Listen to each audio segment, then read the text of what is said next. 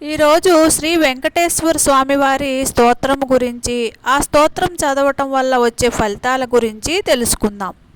ఓం శ్రీ శ్రీనివాసాయ విద్మహే వెంకటేశాయ ధీమహి తన్నో విష్ణు ప్రచోదయాత్.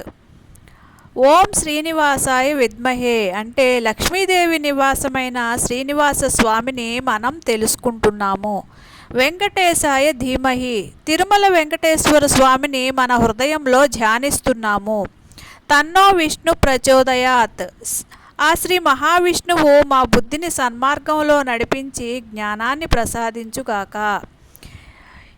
ఈ స్తోత్రం చదవటం వల్ల వచ్చే ఫలితాలు మనశ్శాంతి, దైవిక రక్షణ, జ్ఞాన వృద్ధి, కార్యసిద్ధి, కుటుంబంలో శుభకార్యాలు జరుగుతాయి, ఐశ్వర్యం మరియు ఆ శ్రీ మహావిష్ణువు అనుగ్రహం కలుగుతుంది.